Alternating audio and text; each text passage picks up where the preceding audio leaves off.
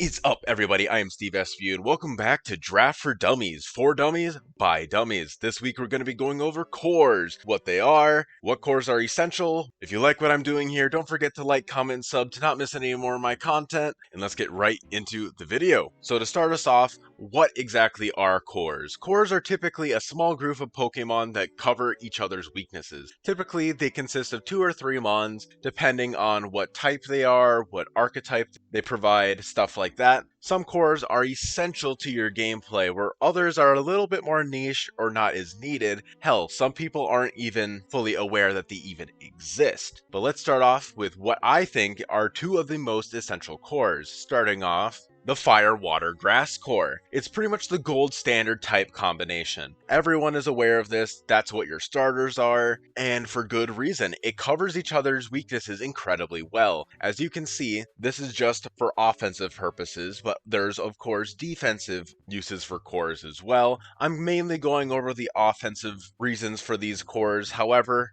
keep in mind that these cores can be inversed in the defensive side as well. Fire, it is weak against ground, rock, and water. And then water, it covers ground and rock, which helps out a lot there. And same thing with grass, covering ground, rock, and water. So pretty much anything that fire is weak to, water and grass cover pretty well.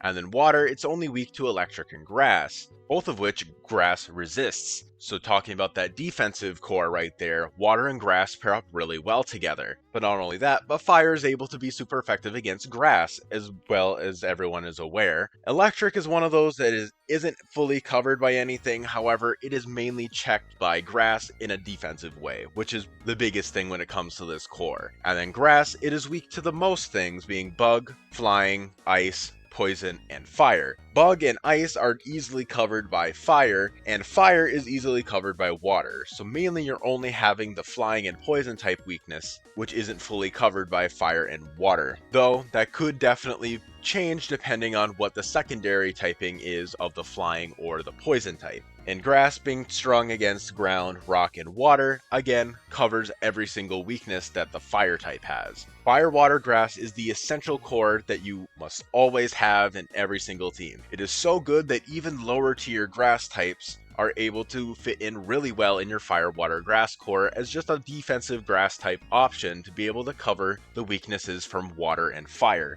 It is incredibly useful to have, and I would recommend everyone pick one up. Whether it be more offensively oriented or defensively oriented, it really depends, though usually you can sort of mix and match, having a bulky water and both a bulky grass type and a very offensive fire type. Usually that is what I have seen. However, I do see a lot of offensive water types or even some offensive grass types as well, such as Rillaboom. And following up right after Fire, Water, Grass is the other most essential core in the Draft League format, one that everyone is always going to recommend, and that core is the Dragon Steel Fairy core. This is a little bit more lesser known as it's mainly more important in the draft format rather than a ladder format. However, it is incredibly necessary with every single team that you draft. The main reason is because Dragon is an incredibly oppressive type to go up against, being able to hit every single type besides Steel and Fairy for at least neutral damage, and stab Draco Meteors hit incredibly hard into so many Pokemon, especially considering that the Dragon types have so many pseudo-legendaries with their incredibly high base stat totals. Steel is always needed because it's unanimously decided to be the most defensive typing in the entire game, being only weak to fire, ground, and fighting. But not only that, but it resists Dragon type, which is incredibly needed because it is one of your better switch-ins to Draco Meteor. Same thing with Fairy, having that immunity to Dragon is incredibly necessary in every single week. That just means that your opponent won't be able to set up a shit ton of Dragon types and spam Draco Meteors into you every single week.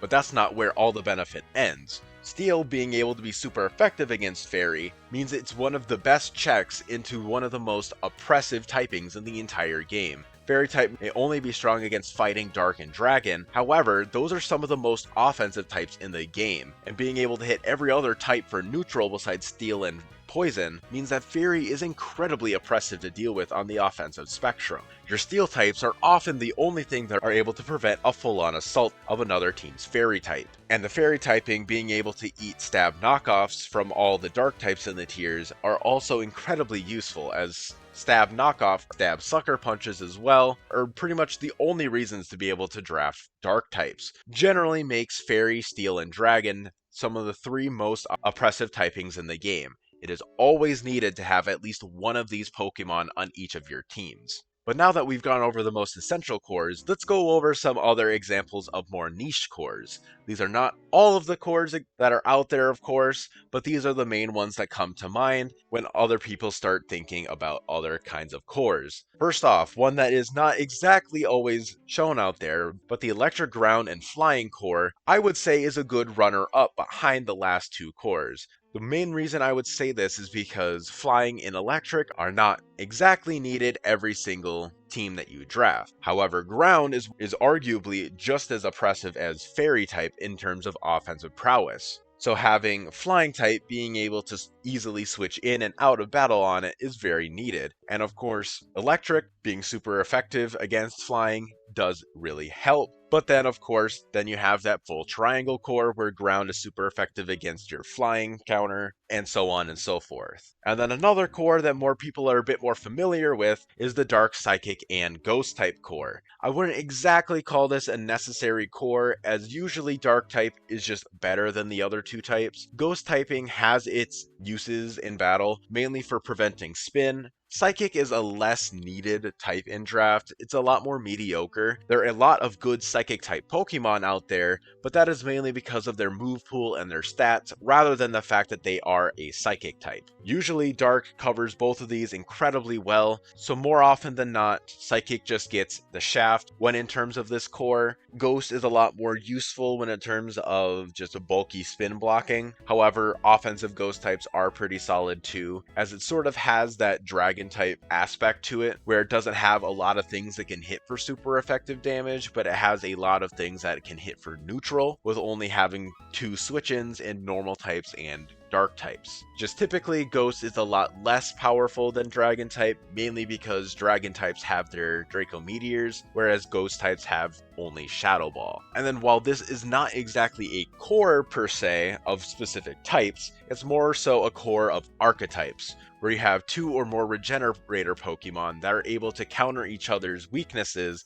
and switch in and out of battle to constantly be able to regenerate more health. An example of this could be potentially Galarian Slowking and Tornadus Therian, as Tornadus Therian is able to switch in on any of the ground type moves that Galarian Slowking is going to bait out, and while Galarian Slowking doesn't exactly resist things that Tornadus Therian is weak to, it can definitely eat a lot of those hits very well. But those are the main kinds of cores that I have seen people talk about. Again, there are way more cores out there, and depending on how things turn out, some things can be more offensively oriented, some things can be more defensively oriented. Sometimes you only even really need 2 Pokemon to complete a core. An example of this that I've seen would be the Ogerpon forms, as Ogerpon Hearthflame kind of covers that fire and grass type for your fire, water, grass core, or even Ogerpon Wellspring, which covers your water and grass type. Typically, I would recommend that you have the 3 types in separate Pokemon. However, I do see the benefit of compressing that role into a single Pokemon. It really does just depend on the week and become a lot more matchup reliant, because sometimes then if your water type doesn't resist fire, sometimes fire is able to blow through your team a lot easier. It really does just depend on what the rest of the team is looking like.